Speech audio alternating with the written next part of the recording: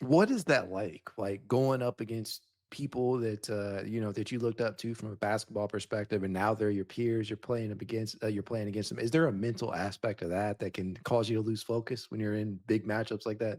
When I was younger, yes, like when I was 18, because the minutes were like short, right? Like, and I didn't know if I was supposed to really be there. Well, I did, but I didn't. You hadn't played enough, Yeah, and like yeah. you hadn't gained. I didn't know who I was at that level. Like I knew who I wanted to be, but that's not always the case in the league because there's still the business side of it, and there's the roles you got to play, and there's things that just come to play that don't always only have to do with basketball.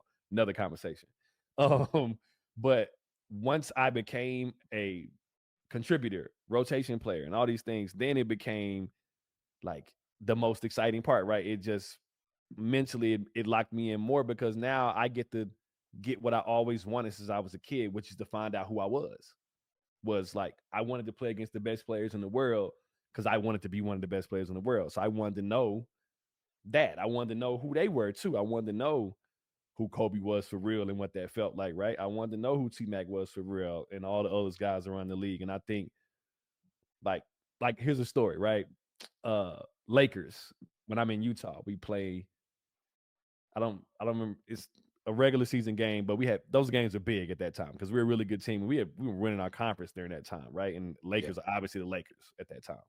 And two of my homeboys is with me at the time. We walking down the hallway and we happen to run into Kobe coming out the locker room.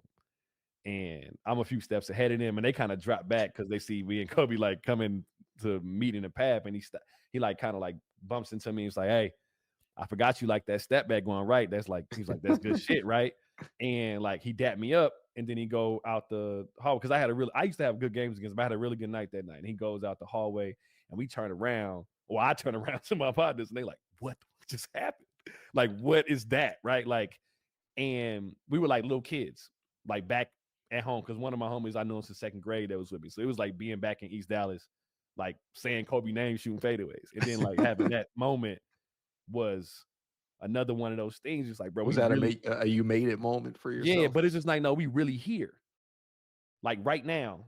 Like it was one of those present things. Like you really here. Like the thing that we talked about on the corner in the parks, in the thing, like we standing here and you doing it. And it was like, don't forget that. And I think a lot of guys do forget that because there's so Mhm. much things, so many other things that come into play, like I said before, and the narratives get thrown around and get like, don't forget that you there and you did it and that you made it. And that right there allowed me to fight through a lot of things that I went through in Utah to be able to get to Cleveland, like I said, and change my career around.